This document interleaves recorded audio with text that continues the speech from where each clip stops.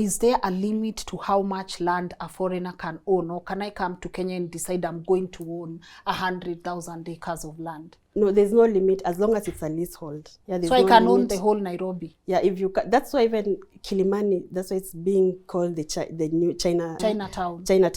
Yeah, there's no limit on how much you can, so long as it's a leasehold. Because the law says a foreigner can own a leasehold. It doesn't give a limit. Okay. Yes. You said a foreigner cannot lease an agricultural land. Yes. But she said, of course, she's coming to do farming in Kenya and also tuliona wildlife. Yeah. So what are we looking at? What's the wrong thing here? What's the right thing here? Or are we just making noise? They have told you this needs to be a gazettement if you are purchasing agricultural land. Now for Kelis, unless, I don't know, between the timelines, I don't know when the president, if there's a gazette notice that he can show that this is one of the exemptions, this is one of the properties that has been exempted from. Agricultural land is freehold. It's normally freehold.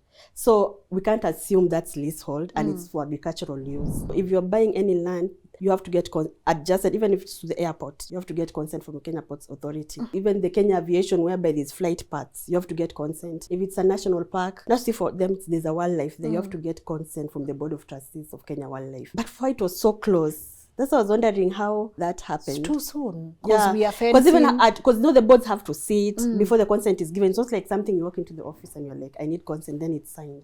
And then if for agricultural purposes, at what point did the president assent to that? And when was the gazette put? Unless maybe it had been done before that property had been already exempted. Okay. I've always been, this has always fascinated me. 3 of us in court with the same title deeds, original title deeds. Zinatokanga wapi? Inakuwa corruption, because land registers change. So you find for you the land registrar was there, gave you that title. Then the next one who comes in gives another person. Or sometimes there's not a system to show this land. There is, but people pay a lot of money. We have 3-bedroom bungalows, flat roof design. We are specific on the flat roof. Yes. It's modern, and we are selling them for only 5.5 million. But that is an installment payment. Deposit is 2.5 million. Then the balance we give you 12 monthly installments. So it's within a gated community. So each house comes in its own compound. So ni kwako, but within the gated community.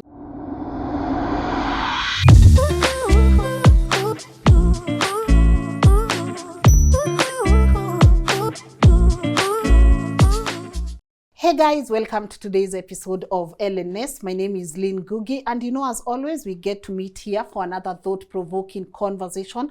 And I must say, this has been quite the year. We've dealt with so many things. We've spoken extensively about the minerals in our country, the conservation, vaccines, so many things. And I'm happy that we were able to have those conversations together. And I also know land ownership in Kenya is very, very sensitive and very controversial, especially if the people owning land are foreigners. And I know a lot of you saw Kelis come and own this piece of land near wildlife, and people are like, how did this happen? How did Kelis just come and own this huge tract of land? And you all wanted to find out from an expert. Lynn, please have someone on the show walk us through land ownership in Kenya. What are the do's and don'ts, the terms and conditions, and what exactly does the law say? I'm about to let our expert introduce herself so that she can extensively walk us through today's conversation. But before that, I know you guys have seen the beautiful bungalows by Rocks and Homes in Kitengela. They are so beautiful and also affordable. I promise you, this is not an ad. I was there, I've seen them, we've had a conversation together, and I can't wait for you guys to be able to listen to them at the end of this show so that they can be able to talk to you about these bungalows and also how you can be able to own a home with them. I'm really excited about that, but thank you so much. We have new followers on the show. When someone tries to do something and it backfires and you are like, look at you guys, karibuni sana. Let's continue having these beautiful conversations together. I appreciate you, and of course my team, for always coming through and filming this work. I've always said you get to see me in front of the camera, but it takes an entire tribe to be able to put this work together. So Scholar Muga, EJ, and the rest of the people at LNN, shukran sana. And now, of course, without further ado, please allow me to let my guest today introduce herself. Hello. Hi. Looking amazing. Oh, thank you. You really look amazing. Karibu you. sana kwetu LNN. Okay. How are you feeling? Thank you for having me. Yeah, I'm feeling, I like impactful conversations like this that inform people. Yes. Karibu sana. Okay, thank you. People who are tuning in for the very first time and maybe they are not familiar, would you please introduce yourself? So, okay, yeah. I'm Ruth Tanui. I'm an advocate of the High Court of Kenya. I'm also the founder and managing partner of Ruth Tanui and Company Advocates. Okay. Yes. I'm also an author. That's when this topic is interesting to me. I'm an author of the book Simplified Legal Process of Buying Land in Kenya. All right. Yes. Because it's complicated. Yeah, it's complicated and a lot. That's why we already have complications. And now I think now Kenyans are wondering, even our own personal problems have not been solved. And foreigners are getting it so easy. Yes. What makes this particular conversation very complicated? Anything about land, by the way, is just surrounded by a lot of issues. What makes it complicated? In my own view, based on practicing land, it's the law. We don't have good laws that protect us. Compared to other nations like Canada or the US, they have very laws that protect people. Like right now, if I'm to, like, you know, ignorance is not a defense in law. So if right now you're telling me you're selling me land and you don't even have a title to that property, and I go ahead to pay money and then I get, of course, conned in the process, our criminal system does not work effectively. So when you go and report, there's a land fraud. They have tried, at least they have introduced a section for land issues. But now the land fraud, you see now Kenya, corruption, you have to pay something for anything to be done. And for criminal, it's punitive, like you won't get compensation. So some people even don't know that if you go to criminal, it's not like you'll get back your money. You don't have to also sue in the civil court. And unfortunately, as much as also they have tried to put ELC, Environment and Land Courts, that deal only with land matters, there's a backlog of cases. Okay. So you file a case. I remember there's a time we had a case that was since 2012. So I was trying to tell the clerk, this case has, imagine it's for 2012. She was like, yours is even recent. We have ones for 1952. We are still sorting out. Yes, because tell me why I get so many emails about this particular conversation. Someone is telling me they've been in court for 30 years. Yeah. Like 30 good years. Why do you think this process is very prolonged? Kwani they can't just solve it? Ama what goes into making sure that they've looked at everything before they can make a decision? So I think the issue now comes in with, we have few judges or magistrates. So you find when cases are filed before, so you get, by the Environment and Land Matters, they're considered not urgent compared to others.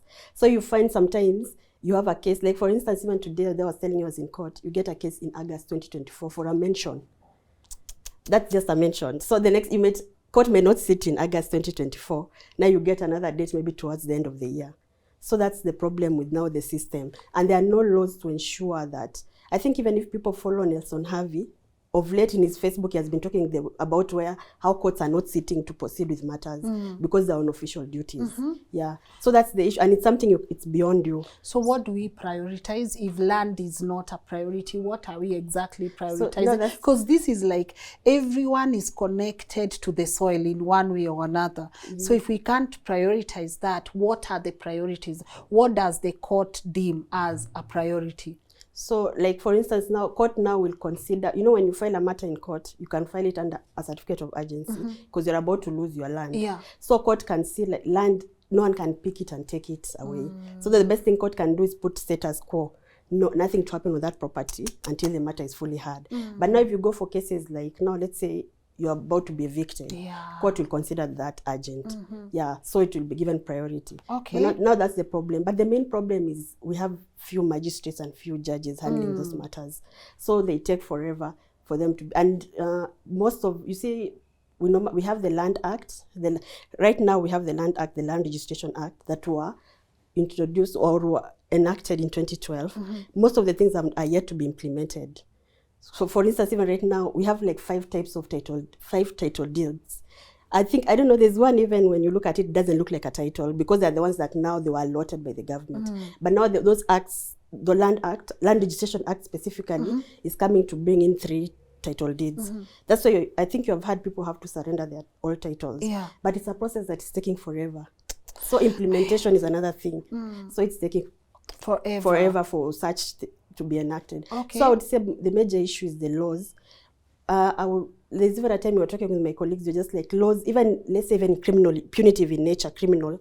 Like for instance, if you have found, people have found loopholes. That's why you find real estate companies, they are formed, then they start conning people, then they move forward to create another real estate company. Because the only thing that will happen, if right now you have conned someone, it will be obtaining money by false pretense. Because now you obtained money, pretending that you're going to sell land. You go to court, maybe it's worth 2 million. You get a cash bail. Then the matter takes forever in court. And so someone knows by the time this matter, then even you as a complainant, it gets to a point you don't go to court. And you're exhausted. Yeah. So people have known these loopholes. It's the laws. Yeah. So I think the best thing is now, for instance, even the land fraud should be put in a way that if you go and complain about land and it's this real estate company, they should do investigation and it's put in the system. So that before you buy land, you can go and confirm. And see how many complaints are there about this particular real estate company. Yeah, so. Oh, that's interesting. But let's get deeper into it. Kelis was here. And I want to make this conversation not about Kelis. I'm just basing it because there's been a lot of noise about how she got the piece of land. She documented on her social handles. And of course, because she's a foreigner, right? Yeah. Why is it that it's not easy for us to understand foreign land ownership in Kenya? What's the gray area? So I think it's because the same thing, because, for instance, as a foreigner, I think there's freehold and leasehold. Yes. So as a foreigner, the constitution states that as a foreigner, you can only hold leasehold, which is whereby it's the government that is leasing property for a period of 99 years. So, and then now, that's what the law has stated. Yeah. But now when you go, practicability on the ground is where now the difficulty comes in. Because now you find, for instance, I was looking at a case whereby a company that is owned by foreigners, though Italians, had a freehold property. Wait a minute. Yeah. Because freehold means this, so maybe for the people who might not understand, leasehold and freehold, could you define those for us? So, okay, freehold means it's absolute proprietorship, like it doesn't have an end. So, like, you own it indefinitely.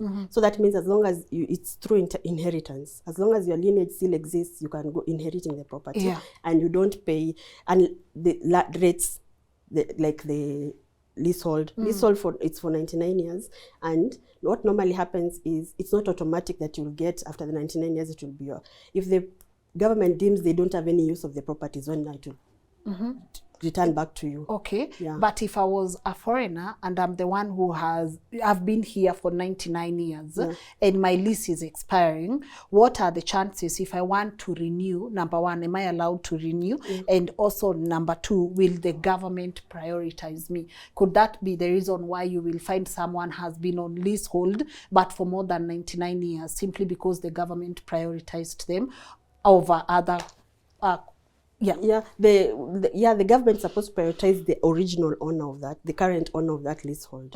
You're given priority. Though the constitution says that it's for citizens, but citizens are the ones now the government, because you know what normally happens, of course, you may not be counting, like it's 99 years is almost done. Because by the time even it's 99 years, you may find it's like the second lineage of the family. So what happens is NLC is supposed to write to you when 5 years is remaining. So for foreigners, they do, it's the same thing. When 5 years is remaining, they can also apply for them to re-own that same leasehold. Yes. Okay. So it will depend now with the government. All right. Yeah. So assuming I'm a foreigner, I want to come to Kenya and I want to own land, what are the conditions? So what criteria goes into making sure that I can be able to own a piece of land? Yeah. What should I do and what is the government supposed to do? And which land, absolutely, as a foreigner, can I not own? Yes, so as a foreigner, you cannot own freehold land and also agricultural land. Though by design, agricultural land is freehold property in most instances. But now the law is clear. You cannot also own agricultural land. To mean what? So kwani land yote si mtu can do agriculture? So if it's agricultural lands, the ones that, every land has use. Like even that's why we normally advise clients when you're purchasing land, find the use of that property. Because even, for instance, where this office is, it might be for commercial use. And for you want to use it for residential. So that's why you have to do change of user. Yeah, there's user regulation for every property. So the ones that have agriculture, the use is for agricultural purposes, foreigners are not supposed to own it. Okay. Yeah. And that's in the law. Yeah, it's in the law. So it has not been explicitly stated. What happens is, for freehold, it's only freehold whereby there's a land control board consent to transfer. So one of the conditions for you to get that consent is you cannot transfer to a non-Kenyan citizen. So that's why, like, unless, so even the Land Control Act has stated, unless you get, the president allows it and puts a Kenya Gazette for you to be exempted, or maybe some properties to be exempted. That's the only condition that you can get a freehold transferred. So in this instance, let's go back to leasehold for foreigners. What Kelis must have done, because of course we don't know the details of what she did and she didn't do. So assuming she was doing it legally, and that's what I want to believe happened, she must make sure that, number one, it's leasehold. Yeah, it's leasehold. It's not freehold. It's not freehold. Then that has to be gazetted. Yeah, no, that is when you want to get a freehold, is when it can be gazetted. But for leasehold, as a foreigner, you're allowed to get a leasehold property. So so long as the property is a leasehold, you can purchase it as a foreigner. Yes. So if, for instance, that property she purchased, if it's a leasehold and she purchased it legally, she has a right to get the property can be transferred to her. Any foreigner can own leasehold for property. 99 years, for 99 pending years. renewal. Yeah, and it will depend also for the years remaining. Because, you know, maybe you're getting it now after maybe some years have already lapsed. Yeah, so the remainder of the years. Okay. Yes, but it's maximum 99. Okay, what documents that must I have as a foreigner to own land? Because, you know, nowadays even for land, you have to use the Athisasa. So there's an alien card that is given to foreigners. That's why for Kelis, yeah, of course, the way we have said, we are focusing on the fact that we are assuming she followed the law. There's an alien card you have to apply for through the Ministry of Lands. You apply for it, and then after you get it is when now you can start now the process of acquiring now the land. Yes, with that alien card. Because remember, for you don't have an ID, a national ID. Yes. Yeah, so the alien card will act as that. So that's one of the things you have to apply for. Okay. Yeah. So what background does our government do to make sure they are giving it? Maybe they are not just giving this land to a terrorist. That is now, that alien card is when now they are doing their background check. So for instance, you have to proof of ownership. So for instance, proof of, you have to get a passport. The second thing also, they also even your background, financial background. Those are some of the things they look at. The documents they're going to ask for you to prove, like if you're saying you're a Canadian citizen, like now for Kelis, I think she's an American citizen. Yeah, so they just do that. It's more of a background check. Okay. So even you bring your bank details, to confirm, like even they look at the status, your status, so that it's not like you're just trying to. I normally see the reason I think they get the bank statement to see if it's like you can easily invest. They can, like you are a person, like you're qualified to, because you know someone might be even have filed for bankruptcy and they're coming now to, so they might hold that. So those are some of the things they look at. Okay. Yeah. Is there a limit to how much land a foreigner can own, or can I come to Kenya and decide I'm going to own 100,000 acres of land? No, there's no limit as long as it's a leasehold.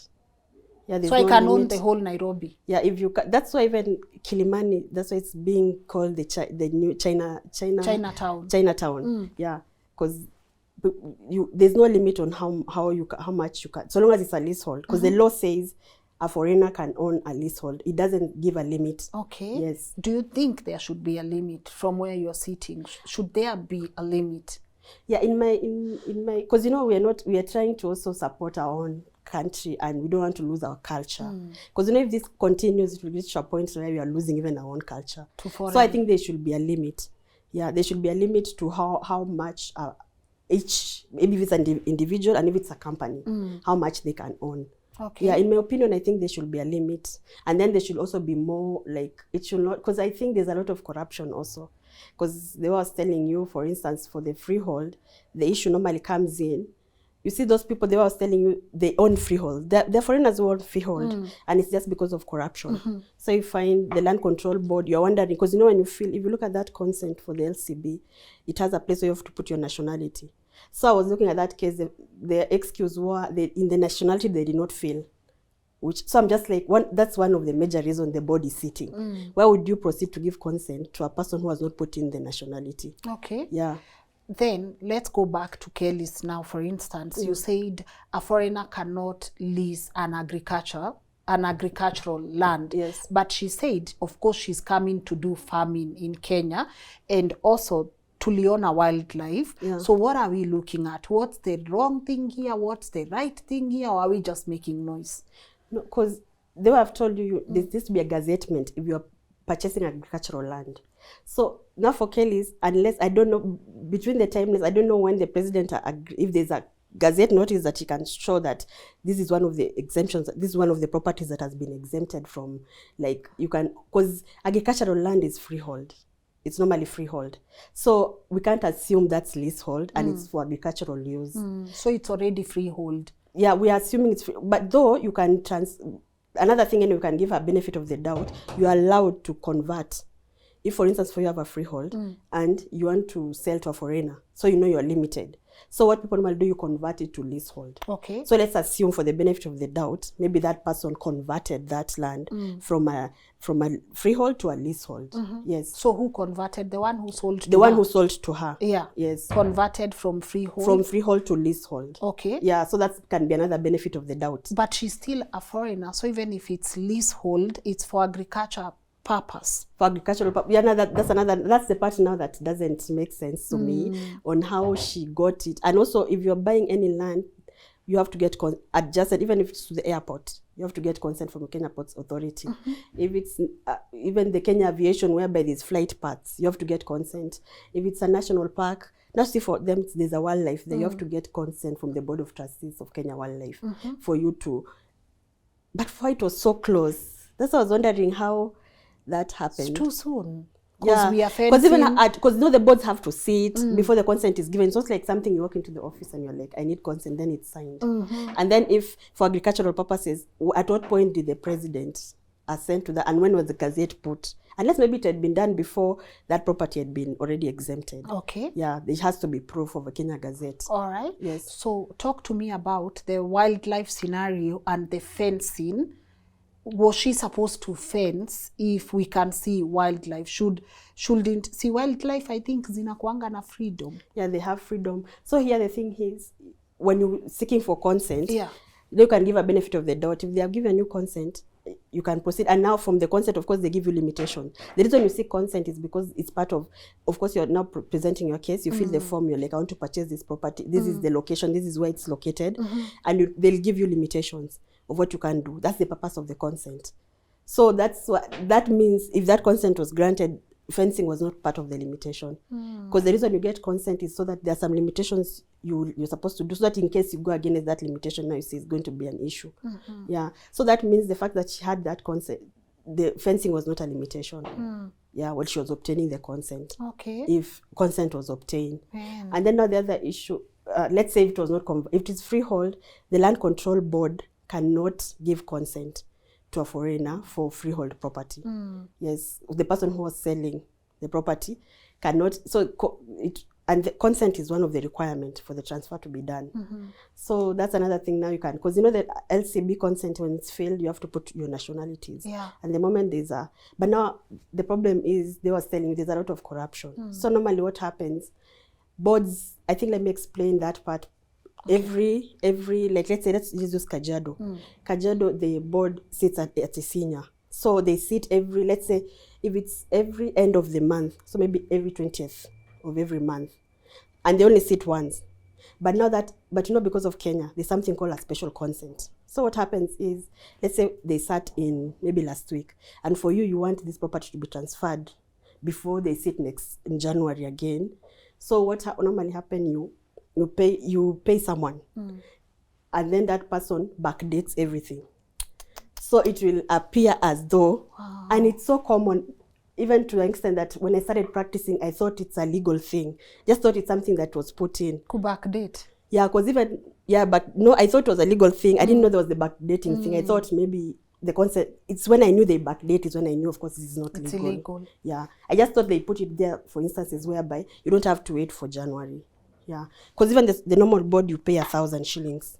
But this other one, you'll pay like 15,000, 20,000, and it's backdated. Okay, let's come to Kilimani, South B, Pangani, Kileleshwa, all these places where we are witnessing, these skyscrapers and all these buildings that are coming up, still on leasehold. Yeah. After 99 years and the government decides we want this land back, do we bring the building down? So what normally happens is, of course, also you as the owner, you can't go down just like that. So what normally happens is you can go to court and request for compensation. Because if the government wants to take, they have, you request for compensation for whatever. Because now the government, the reason the government holds back is because there's they have a use for it. So for that property, you can go to court and they have to state what use do they have for that property. Then you can seek for compensation. Every time a government takes away anyone's property, you have under Article 40 of the Constitution, you have a right to property. Yeah, as much as the government can take that, it doesn't mean that like now they can now take it without valid reasons. But also, see, you bought the land knowing it's leasehold. So should the government explain to you why they need to use the land? Yeah, they have to communicate to you why they need to use the land. See, you knew when you were buying its government land. Yeah, you know after 99 years, hii unaweza bomolewa anytime. Yes, but you're also entitled to compensation. Why? Because now the thing here is, anyway, what normally happens when it's a leasehold and you're not given the right to own it, I've seen instances whereby people go to court, yeah, and then now court will look at the circumstances. What is the use? Because sometimes you may find it's just a corrupt government official who wants to take over the land. Yes, so you may, because they have to give you the reason why they want to use that property. Should I justify the use?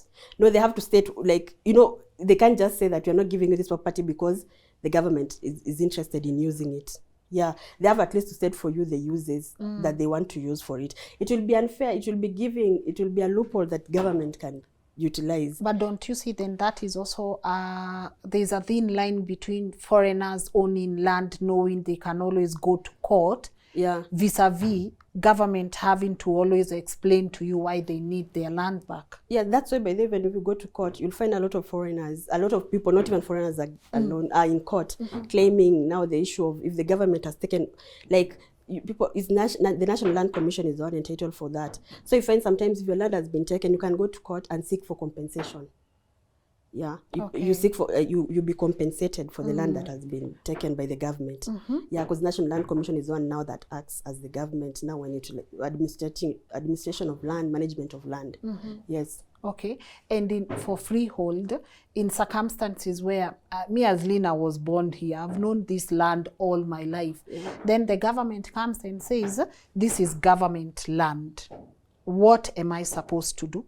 So if now the government comes in, so maybe they might bring something. I normally know the common one is minerals, like this, because minerals they say it's owned by the government. So what you're supposed to do is the best here is you go to court, because NLC is the other people who deal with the injustices is NLC itself, but it's NLC taking away your land. So the best thing is you go to court, and that's why you file a case under the constitutional petition, whereby your right to own land is being taken away, Article 40. So that's why you go stating that your right to own land is being taken away. So what court does, it hears both sides, and then now at the end you may find you may be relocated. There are many options. There's relocation, or they may give you another property. There's compensation. Yeah, so you can go to court. All right. Yeah, but sometimes they even give you that option with an alternative. So they may tell you want to take this property, and we are giving you this alternative property, or we are compensating for this amount. You're given this compensation. So some people, you may take the money, but now, of course, if you're not satisfied with whatever option they are giving, or if they don't give any option, you can go to court. Yes. Higher, let's go deeper, because we've witnessed a lot of land historical injustices. I'm going to use Kelis again as an example. So penye yako, later on I find out this used to be my father's land. But then have you ever walked in Nairobi? You're like, siku moja waniambie tu ile shamba ilikuwa yetu. Like, those thoughts that you get. Yeah, but the government already claimed the land, but it was not their land.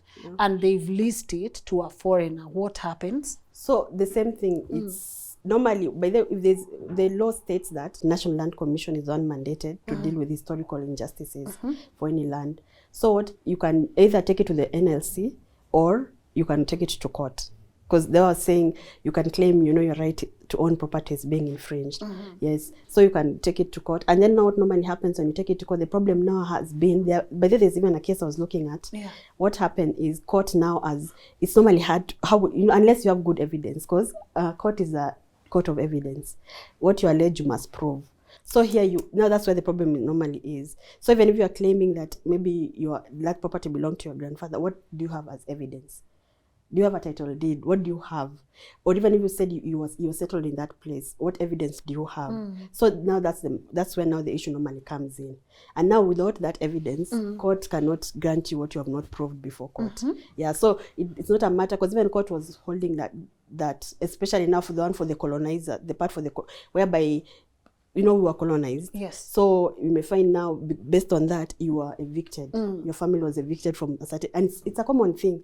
Many people who are in fertile places, the Wazungu would come in and they're like, we're taking up this property. So you may decide now you want to fight for your rights. So court has now held that as long as you must prove your case. So what am I proving? How am I proving that Mzungu in Delamere is sitting on our land, and my grandfather was alitolewa, like I don't know how many. So what should I prove? So court now will need some form of, because you're claiming that was your land. What evidence do you have? Do you have like even any documentation to show that your grandfather once owned that land? Even sometimes they can look, even settlements, like let's say for instance maybe your grandfather had built some structure. Because even there's a time, even sometimes the judge goes to the scene where you're claiming the property is and just makes some notes based on what's happening there. So you have to show proof. So that's why court, the problem now comes there. It's hard to prove such. And these things happened before the 2010 constitution. It happened even before this land laws I'm talking about, the one for 2012.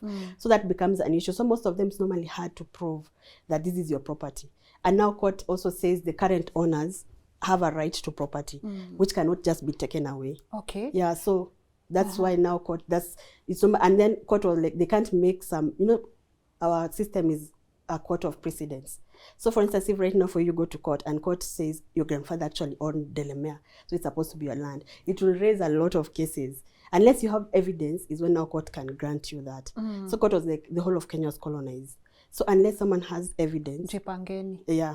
Basically, unless you have, because court they was telling people, even sometimes clients come to the office, they tell you maybe this happened, then you ask them, do you have evidence? Because remember you're going to a judge who doesn't know you. Even less, a simple example, employer-employee. So even if you say you've been unfairly terminated, do you have evidence? So some people don't have even a contract, they don't have anything, they're being paid in cash. So that one, it should be, because under the Evidence Act, who alleges must prove. So if you don't have evidence, that's it. Yeah. Oh, yeah. So that's the unfortunate part. It's proving. And now you're trying to prove something that happened in the 1980s, not even 1960s, 30s. So it becomes hard. Getting evidence becomes so hard. So now that's the problem. Hey, and there's no way. So what? But now what I normally see court can do, because court, like, the compensation cannot be like removing someone from that property for you to settle there. Why not? So the solution maybe can be you be compensated. Why not remove the person? Unless now because some people have such an attachment to land. Yeah, so what happens now for such, unless you've proved your case beyond reasonable doubt, is when now court, of course, can order that you go and occupy that land. Yeah, because they normally assume, remember there's someone also who is staying in that land. And also them, so if you have sued them and they have a good title to the property, court will look at evidence. Because I saw even one, they were suing someone who was a foreigner, of course. They were saying that person did not own that land. Court did some historical search. That's why you see when they sue, they have to be a land registrar. The land registrar brings any document, the green card, anything. So they found that this guy, even during that time, didn't own that land. There was someone else who owned the land. Now you see, you can be claiming this is the person who took away the property from your ancestors. Okay. Yeah. So at what point does a squatter become a legal owner of a piece of land? So what happens, it's normally after, if you've stayed in a property for 12 years, non-interrupted. So non-interruption, by the way, even court has said, if it's my property you're staying in, and maybe I was in the US, but I just come once and just put land for sale, that's an interruption. So if you have stayed there for 7 years, then I come on the 8th year and I put land for sale. And so long as I have proof of it, that has become an interruption. Ama ujenge kacho. Yeah. Or you put something temporary. Or you just come with, and whatever, or even you come and plant something, even trees. No. So that property is not vacant. So automatically that's why even adverse possession, it's done by the High Court. It's not done by the lower court. It doesn't matter the value of the land because it's someone's right being, because you're taking away the right of the owner of the land. Like, it's not in dispute, this land belongs to me. It's just that I've not been using that property. However, if I've been here for 12 years and no one came, that this land is mine. Yeah, by then that's the mistake people normally do. That's why when you come and tell me I want to purchase land, I'll ask you, have you done a physical visit? Then you'll be like, yes. I'll ask you, is it vacant? Like, it has to be vacant. No, even like, you know, any plantation in bado jamalizwa kuvunwa, that is already, it's not vacant. So how does the court know I've been here for 12 years? So you're the one, no, but so for you have to prove that you've been there. So maybe you can bring in, the best evidence now is maybe even neighbors, the chief who has been there. Mayo. So naniambia naweza ingia kwa 1,000 acres za mtu nikae hapo, if they don't come after 12 years, that's my land. But then people normally assume, you know, just that part of you have stayed there for 12 years uninterrupted, it automatically shows that you're supposed to own that land. You also have to show that you're using that land, there was use of it. It's not like now you just go there, you build a structure and you put someone there, like you're not even utilizing it. Because quarters, basically they're protecting someone who you didn't need that land as the owner, but this person actually needed this land. Because even I remember there's a case whereby we had a client who wanted to purchase some property in Meru, but there's some old mzee who had stayed there for 40 years. 40, uninterrupted. And the one who was selling to her stayed in the US all her life. So that's when I was telling her, at first she was telling me, now they tell you, this mzee doesn't know even the law. He doesn't know anything about adverse possession. So we'll pay him something. So they're even telling my client, we'll pay him something, he'll go. I told my client, no. And you know, he lawyered up. Man. And now you see, but he went heavy all the way. Yeah. But then he lawyered up, and I know he has a good, because 40 years, and this person, you know, they have to also prove, they have to prove that there has been interruption. And you know, now even that one, you know, the only way you can also prove is you have to show your visa, show proof like you have been in the country. Let's see, for them even it might be hard to show such evidence. So, but adverse possession is not that simple. But they normally assume that, because you know, court is taking away someone's rights. Like, this is your property. It's not even in this taking it away. But you're taking it away from you. So also you can't be a billionaire and you're claiming adverse possession. That's another thing. Because quarters, just the name squatters, it's someone who needs that property, who is using it. You know, agricultural use. You're even using it to, like, you stay there with your family. You have even maybe you can bring even a child to swear who's over 18 to swear an affidavit saying we have lived in this property since I was a child. You see, such now court will look at it as proof, like this person needed this property. Yeah, and then for you on the other hand, of course, you prove that there was any interruption. Now, you know, of course, but you know, even there's sometimes adverse possession, you may find the other party even doesn't enter appearance, doesn't file, down you're suing, the owner of the land, but you lose that case. Burden is so high that you as the owner, you will lose. Not you as the owner, you as the one claiming. Yeah, the squatter. Yeah. Why? Because the burden is, because you know what is saying that is taking away someone's, you know, the way you have said, it can be easy for people to take advantage of this. You can just be like, I know that person has been out of the country for this long, or even that family friend, so I can just go there and then claim that property. Yeah, there are a lot of things court has you have to show court that this property has, like, you really need, if first of all you really needed it. That's why even the people who took, you know, the Kirima land saga, the one for Kirima, you see people went there and they built very nice houses. Let's see, for them they can't go for adverse possession. Like, how do you prove that you really needed that land, but you can afford to build a 10 million house? That's why it will be hard for you to prove adverse possession. Interesting. So how does the court determine this land has been in use? Because we have a lot of unused land in Kenya. Actually, you will be driving and someone ameweka tu kakitu kama mabati kadogo, the rest is bush, hakuna kitu ingine, but kuna, you see, even when people buy a plot, someone is quick to put a small structure there. So how does the law determine fair use of land? How I can protect myself, put a structure there, you go on with your business. Yeah, so long as there's a structure, put a structure here. The best I normally advise my clients who I know they just purchase land when they don't come to Kenya. We put a permanent structure with land not for sale, like very permanent. Land not for sale, and then you make sure you fence it. Yeah, you make sure it's fenced. And then even though, of course, there's one man was telling me, you find the fence has been taken away. Yes, even that thing has been plaqued. Yeah, but not that one, you make it so permanent, unless someone now maybe covers it with something. Because you put it even on the ground. And then you put another one, also a wall. Yeah, so, and you keep, and even also, another thing also you keep doing is you keep doing a search on your property. And I'm going to tell someone, as long as you have land in Kenya, things happen. Do biannual searches. Yeah, because just make sure, because you know people the other way someone might, you are focusing on someone coming physical to the property. Some people might do it using the land registry.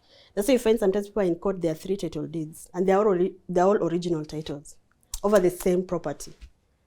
Especially these very high-end areas. There's a case we were doing, a church was buying land at 75 million. Then even the church had already put in a deposit of 5 million. Then we realized that case was in court and 2 people had title deed over the same property. So how do you have genuine... I've always been... this has always fascinated me. 3 of us in court with the same title deeds, original title deeds. Zinatokanga wapi? Inakuwa corruption because land registers change. So we find for you the land register was there, gave you that title. Then the next one who comes in gives another person. Or sometimes there's not a system to show this land. There is, but people pay a lot of money. But this thing is so serious. There's even a lawyer, of course, who was telling me the way, you know, he was explaining for me some transactions they were doing. And I was like, but this person is deceased. They're only supposed to sell the property. How will you get the title? I was like, that one has already been sorted. The title will be out. Man. So people pay. There's a time a lot of land registers were taken to court for lack of stamp duty payment. Yeah, so there's a lot of corruption that happens. But now you see, now for such a case, that's why normally when you buy land, it's very advisable. Like for instance, if I've sold you land you have transferred today, give it 1 week or 2 weeks, do a search again. Just make sure it's under your name. So that means when you do a search, you just, even on that form, just ask status of the land. They'll give you everything. So at least you'll see it's still under your name. So that means the green card reads your name. Okay. And also the second page normally shows if you are the first owner, the second. That's why you'll find, even though they've not written everyone else, it will be number 7. So you'll be the 7th owner of that property. Okay. Yeah. All right, that's interesting. I'm about to wind up, talk to my people at Rocks and Home so that they can talk to us about the properties. Because I know when real estate like them, you know, when they've built the bungalows. Yeah. The bungalows are sitting on a piece of land. I want to make sure, just to ask, what are some of the things they put in place to make sure the land is legit? Yes. Kabla mtu anunue the property, the house. By the way, you can't say you own the house and the land is not under your name. Yes, because I'm like, mkuja bungalow ni yangu, land ni yenyu, sawa. Me, I want to remain with my bungalow, take your land. How does that work, by the way? But luckily that has been solved by the Sectional Properties Act. Because right now if you own a unit, you can get a title for that unit. Yeah. So before they used to have a mother title, like everyone who owns those units, so you have that, you are part of you have a share. Yeah.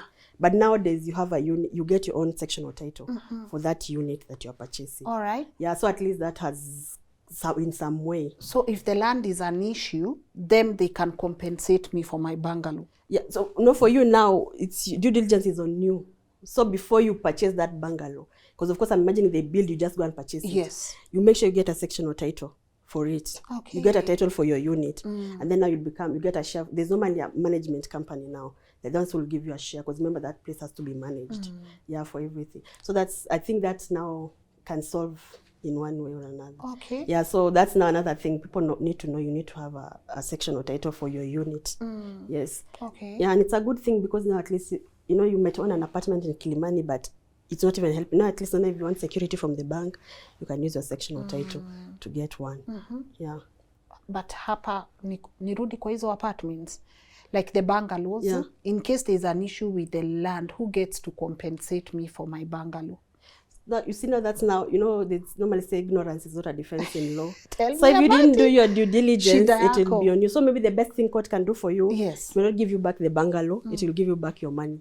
So that's even make sure you're paying money, pay it using the bank. Let there be, even make sure there's an agreement showing that you deposited this money to this bank account. There must be even the details of the account. Okay. Then you show court. That's even you see court saying it can't give you specific performance, can't return you the position you were before, but it can only compensate you for your money. Okay. So you get back your money. But we've seen a lot of properties demolished, the government saying this is stolen land, but they sat and they witnessed these things being built and people have stayed here for almost 20 years. Wanakuanga wapi? Kwani the government doesn't have a track of what belongs to the government, and they don't go around checking just to make sure that which belongs to the government is still with the government. So those are the things I was saying, the loopholes in our laws. Because, currently now, the government, of course, is busy. It's hard for the government one day, the National Land Commission one day to wake up in the morning and they're like, from today, let's go and look at our properties here to see what's happening. Kwani, why is it so hard? See, that's their job. Yeah, but now, the burden now shifts to you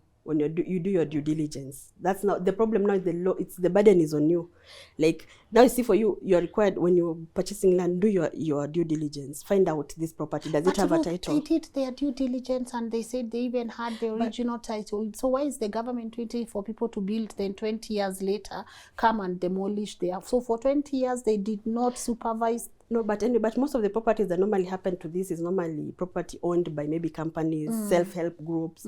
It's normally hard to find. Most of them are normally not specifically for the government. So even the one for, was it Mavoko? Remember the one for Mavoko? Yes. There's Eastland company. There's this company that was selling.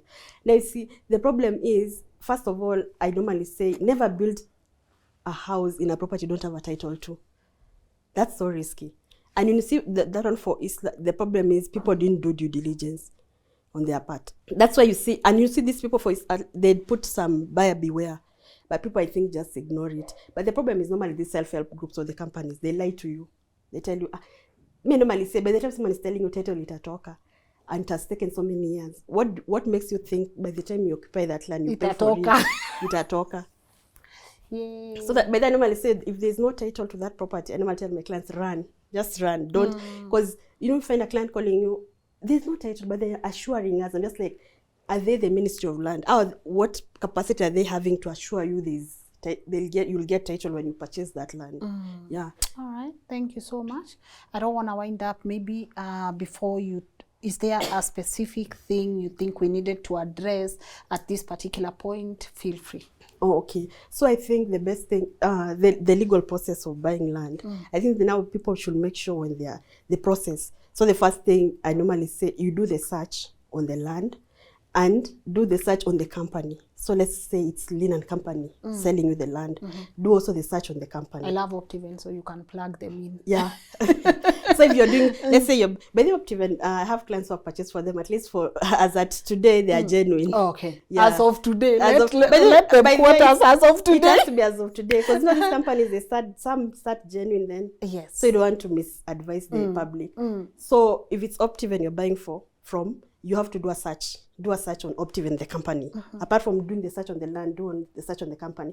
So that even you know the directors. Because the directors are the ones with the authority to sign the sale agreement. So at least you know the people you have to be dealing with. Oh, good. Yeah. So after doing the search on the title and on the company, and if it's an individual, for us to normally go to the extent of doing a search at the register of persons, just to make sure this person is actually the person they're claiming to be. So you'll give us a copy of your title, we take it to the register of persons, so they confirm. Okay.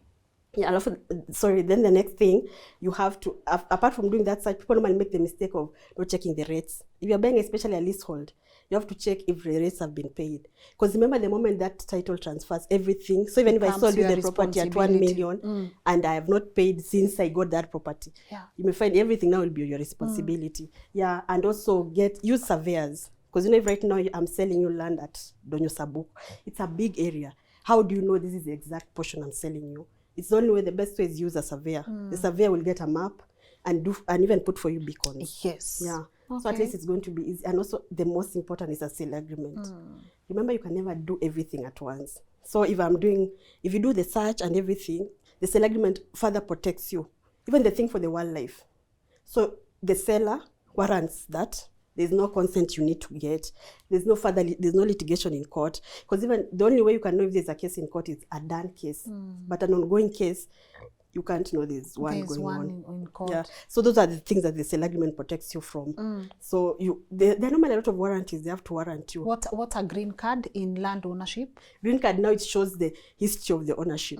So that's why when you see when there's a dispute in court, the one we were saying about 3 title deeds, the land registrar brings in the green card. The green card shows who has owned this property from the beginning to the end.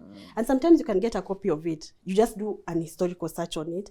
You request to get a copy of the green card so that you know how many people have owned this property. If the person, but the good thing is the immediate person selling to you, it's easy, especially if you're buying from these self-help groups or these companies that sell land like Karura. But the Karura one is genuine. So Karura? there's a Karura chair where they're selling, not Karura Forest itself. Hey, I'll be like, man, Wangare Madai. No.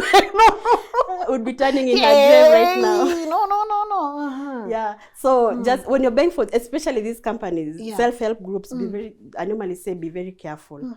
So you make sure, and then the other thing is, apart from rates, the sale agreement, consent, spousal consent. Remember, if a person who is married is selling land, you have to get a spousal consent.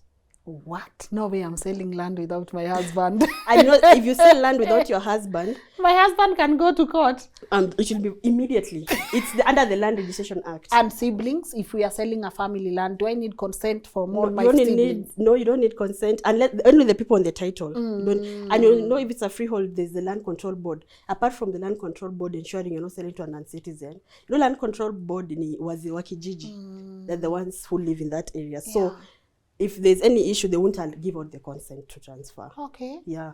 Wow. So that's the spousal consent. And for us, we normally go to an extent that if that person is claiming they are not married, because sometimes there's even some seller was selling to our client and you could see the wedding ring, but she was telling us she's not married.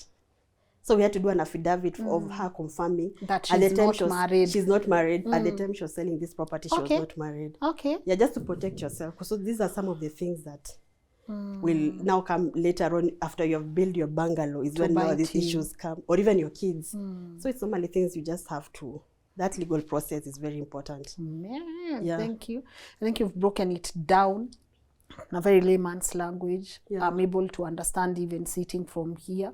Now at least I'm very familiar with leasehold, freehold. The fact that leasehold cannot happen, for an agricultural land. Those ones, So it's very interesting. So, but I know a lot of people, before we talk to our people at Rocks and Homes, they would love to get in touch with you. How can they do that? So, to get in touch with us, we have a website, www.ruthtanuiandcompanyadvocates.co.ke, and then there is our email, which is info@ruthtanuiadvocates.co.ke. Okay. Yes. Is the book available? Yeah, the book is available. Oh, really? Yes. It's at Nuria. Yeah, there's one at Nuria. It's at Nuria. Yeah, but then Nuria they sell the book. Those are my people, Kenyans for Kenyans. So I love everything. Most people are tired of this. I get a lot of books from Nuria, and I love that they support Kenyan authors. So big up to them. Yeah. All right. Thank you so much. And also I can give a contact. Feel free. Feel free. So, and you can also reach us through 0714 457 082. Okay, that's your office line. Yes. All right. Thank you so much, Ruth. Thank you for having me. And learned and relearned. That's our theme for these kind of conversations. And I know we can't also wait to learn from the other team. But what would be your parting shot? So, okay, my parting shot is, so I give a parting shot on regards to the topic. Anything you want. Oh, okay. Yes. So anyway, my parting shot, first, thank you for having such conversations. I feel they are very important and they're impactful and informative. Because sometimes people come from a position of, they are not just informed. Yeah. So thank you for having this conversation and for having me. And for in regards to land, it's I normally say, proceed as though you're going to be conned. Yeah, assume the worst. Expect the best, but assume the worst when it comes to land. Yeah, because sometimes even as a lawyer, mnaweza kuonea pamoja na your client if you're not careful. So take that precaution when it comes to land. Yeah. And now we are hoping if, of course, the government officials, the MPs, I'm hoping they can put in legislation to protect Kenyans. Because I don't think it's good the way you work hard for your money and then you try to invest. But then even foreigner, they have Kenyans in the diaspora who are my clients. They are now thinking of other ways because their land is becoming so, it's not easy for you to get land easily without being conned. Yeah, so that... Yeah. Sorry, maybe before you go, still on the foreigner part, if my husband is from America, but tumefanya harusi, not harusi we are married, we are legally married, they can automatically own land as a citizen. No, unless now they have citizenship, Kenyan citizenship. Yeah, but if not, now they can. And you must, the thing is, you have to be a citizen, so you have to have proof of Kenyan citizenship. Yes, by either any form. Yeah, any form, that national warrants ID. Yeah. citizenship. Yeah. Okay. All right. Thank you so much. I hope, my people, you've learned a thing or two. As always, I'm interested in your comment section, but I don't want you to go yet, because I know you guys, you've seen the bungalows already. What attracted me to them was the price. They are absolutely affordable, and I just want to have a very simple conversation with some the team members there, so that they can be able to walk us through these properties, their payment plans, and also what's next for their next phase. So don't go away. I'll be with you shortly. My name is Lynn.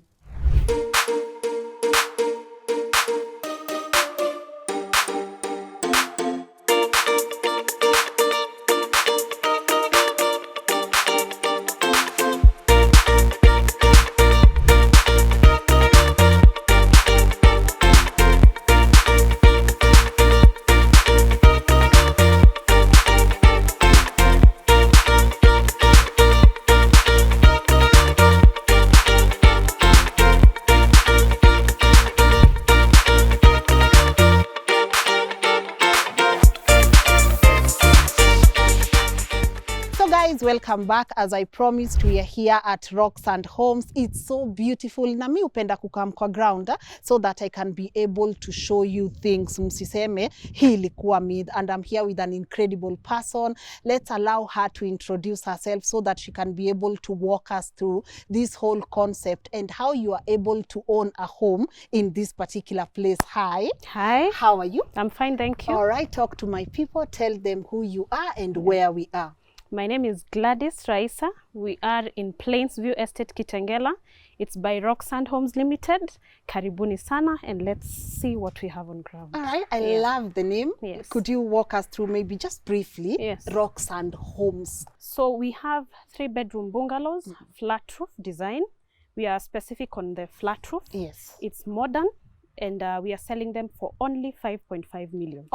Only cash? Yes. Okay. Okay, cash payment, we can do something for you. All right. But that is an installment payment. Deposit is 2.5 million. Then the balance we give you 12 monthly installments. All right. So it's within a gated community. So each house comes in its own compound.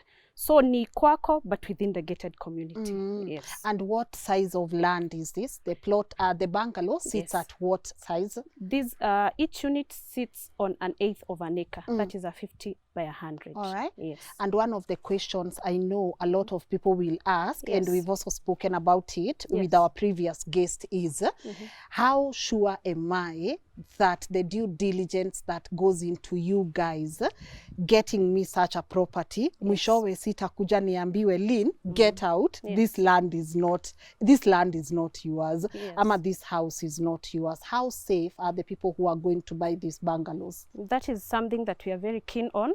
So what we do, even us, before we even settle on a property, is first we also do our due diligence.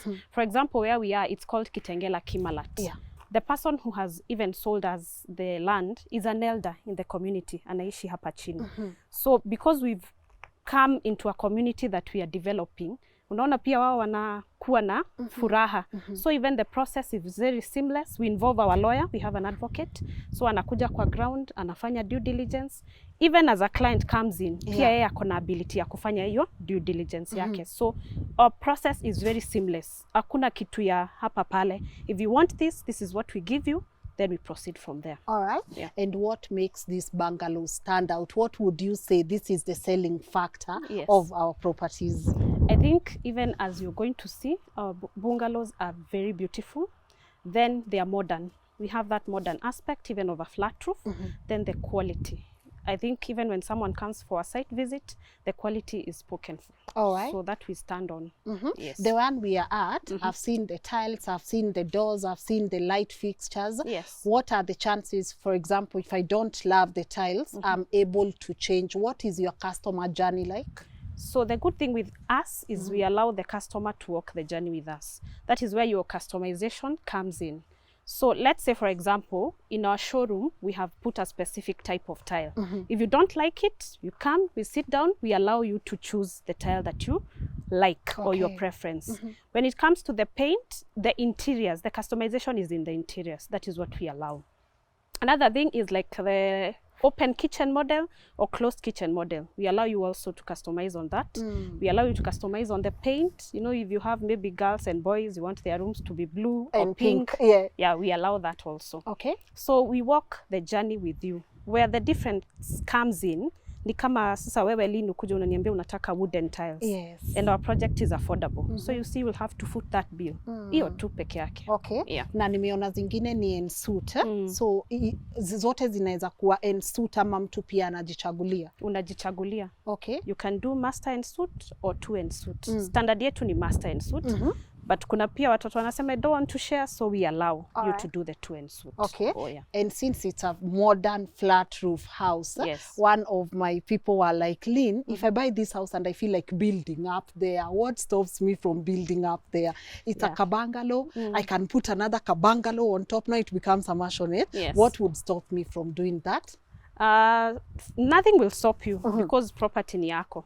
But again, you have to consider you're within a gated community. Is your neighbor going to be comfortable? Number 2, approvals. When we got the approvals, we got approvals for a 3-bedroom bungalow. So hata ukiacquire property, maybe you will have to go back to the county, ndio waambia sasa nimefika level nataka ku upgrade. That's another factor.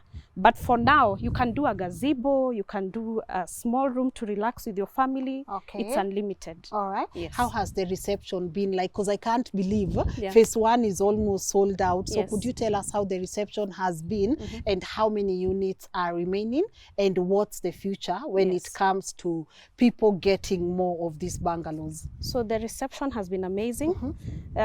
One, the location, Kitengela is an amazing place to live. It's cosmopolitan. It has so many social amenities, so it's perfect for family and for investment. So the reception has been amazing. Out of the 32 units, we only have 2 units left. Na hii mwaka. Peke yake, na mwaka inaisha. So we are happy that the reception has been amazing, and we strive to do that because we have a phase 2 that is coming up in the same location. Okay. Na affordability, tunatulia tu up. So the prices are relatively the same. And one of the concerns, I know people when they are getting maybe houses or apartments in Syokimau or Kitengela, they'll always ask, Lynn, kuna maji? Kuna maji? So kuna maji? Maji ni borehole. Specifically for the estate. Okay. Yes. Stima iko sawa? Iko. All right. Ni kuvuruta tu. Security iko sawa? Iko sawa kabisa. All right. Watu wanunue aje manyumba basi? Watu wanunue, wakuje kwa site. They can have site visits. We have site visits every day of the week from Monday to Saturday. Saturday being the main day. We also have an open day coming up next week. So before tufunge mwaka ndio tumalizane na hii phase, ndio tuende next. So we are looking forward to guys investing. Deposit, we ask for a deposit of 2.5 million, then the balance tunakupea 12 months. All right. Such a flexible payment plan. And someone told me there is a phase 2. Yeah. What's the off plan? Like what our people wapate aje pia if they are interested, not in this particular one, but the upcoming one. Can someone start mshafanya groundbreaking or what? How does the future look like? So phase 2, we've already acquired the property. Hata ishafensiwa. It's just next to this phase. Okay. So if you want to book, we are open. Groundbreaking tutafanya in a week's time. Iyo open day yenye tunasema. So if you want to book the second phase, we are open. The design is beautiful. It's still a flat roof with better things because unajua lazima usikize client feedback. So of course it's an improvement of this phase. So guys will not be disappointed. All right. So wakuja site tuendelee na safari.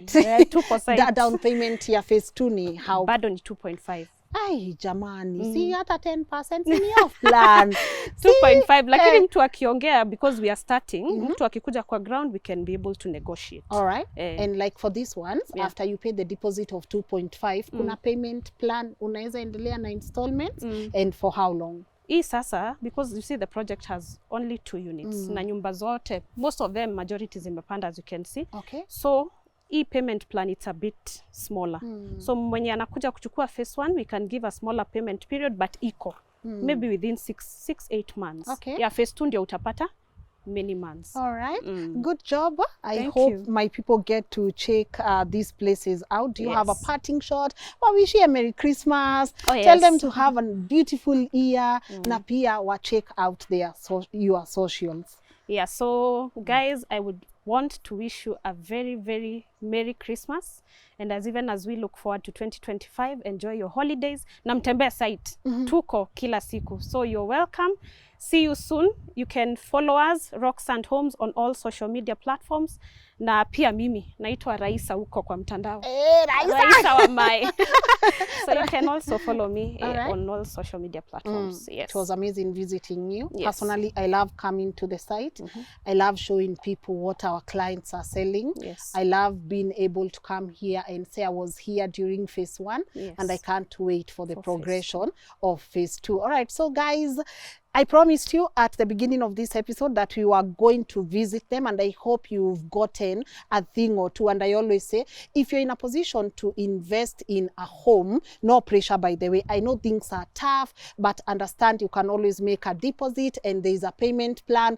And also you can look forward to their phase 2. You don't have to get the remaining 2. You can always follow them on their social handles. Their contact details are on the screen, and you can always ask them those questions. So I've kept my promise, and thank you also for giving us this opportunity. Thank you so to much, be able to document what you guys are doing. Yes. And I hope we get to work again Yeah, on no more of course. episodes. Yes, Bye bye.